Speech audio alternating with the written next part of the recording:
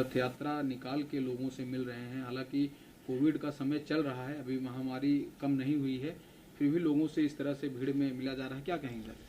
देखिए, समाजवादी पार्टी के मुखिया पूर्व मुख्यमंत्री श्री अखिलेश यादव जी का इस प्रकार से यात्रा निकालना, पहले तो इस पर अगर वो जिम्मेदारी समझते अपनी प्रदेश की जनता के प्रति तो निकालने से पहले विचार करते कि परिस्थितियां अनुकूल हों तो ज़रूर निकलना चाहिए। वो एक राजनीतिक दल के अध्यक्ष हैं, लेकिन जो यात्रा उन्होंने शुरू की है उसको शुरू करने से पहले उनको एक बार नहीं अनेक बार विचार करना चाहिए।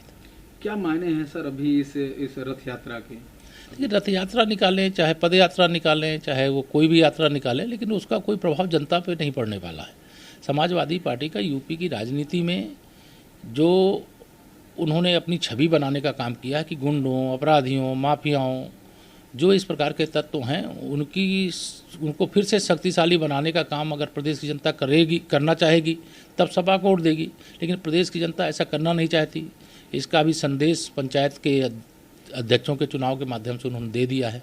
तो सपा का जो चरित्र है वो गुंडा, अपराधी, माफिया का संरक्षण करने वाला है और ऐसी पार्टी को अब उत्तर प्रदेश में कोई कहीं पर भी स्थान देने वाला नहीं।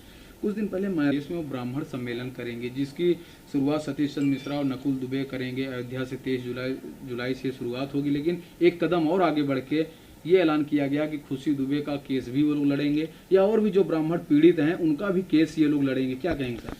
मुझे इसमें कुछ कहने की इसलिए आवश्यकता नहीं है क्योंकि 2007 में जब मायावती जी मुख्यमंत्री बनी थी तो उस समय इसी प्रकार का नारा देकर के सत्ता प्राप्त की थी, लेकिन 2012 में भाजपा नहीं आई है। सही है कि उसके बाद सपा की सरकार आ गई, लेकिन इनको लोगों ने सत्ता से उखाड़ फेंका और उनका वह 7 से 12 का कार्यकाल जनता भूली नहीं है और 12 से 17 का कार्यकाल जो अखिलेश यादव जी का है उसे भी जनता भूली नहीं है और हम भूलने भी नहीं देंगे। भारतीय जनता पार्टी के नाते हम लोग भूलने भी नहीं देंगे।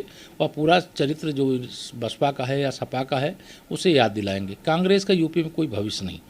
सपा बसपा मिलकर भाजपा के खिलाफ लोकसभा का चुनाव अभी 2019 में लड़ चुके हैं। हमने 64 सीटें जीती और सपा बसपा के गठबंधन का सूपड़ा साफ कर दिया गया। तो 2022 का जो चुनाव है हम लोग यह मानते हैं कि 300 से अधिक सीटें हम लोग एक बार फिर से जीतेंगे और 2022 का चुनाव जीत करके 2024 में जब लोकसभा चुनाव होगा तो उसका रास्ता यहाँ से निकलता है।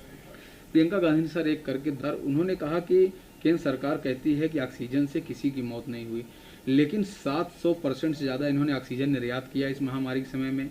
ट्रांसपोर्ट की दिक्कत रही, ऑक्सीजन पहुंच नहीं पाए, प्लांट ये नहीं लगवा पाए, तमाम कमियां गिनाई हैं लिख के। देखिए, प्रियंका जी को मैं इतना ही कहूँगा कि ट्विटर की राजनीति करने की जगह ज़मीन पे अगर उनको कुछ करना है तो ज़मीन पे आकर के जनता के बीच में आकर के बात करें।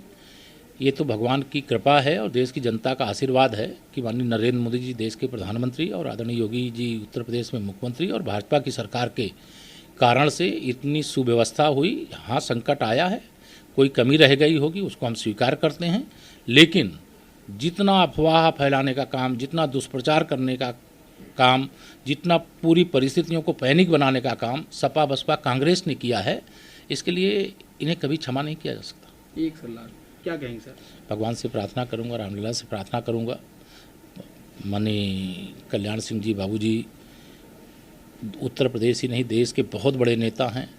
श्री राम जन्मभूमि मंदिर निर्माण में उनका बहुत बड़ा योगदान है और हर राम भक्त चाहता है, वह स्वयं भी यह बयान दे चुके हैं कि मैं तो रामलला का भव्य मंदिर के शिखर का कलश स्थापित हो जाए, वह देखने के बाद ही मतलब मैं यहाँ धरा को छोड़ने के बारे में सोच सकता हूँ। तो भगवान से ही प्रार्थना है कि एक राम भक्त हैं उनको जल्द से जल्द स्वस्थ करने के लिए अपनी कृपा प्रदान करें और वह स्वस्थ होकर के अपने जीवन काल में भव्य राम मंदिर का निर्माण देख सकें।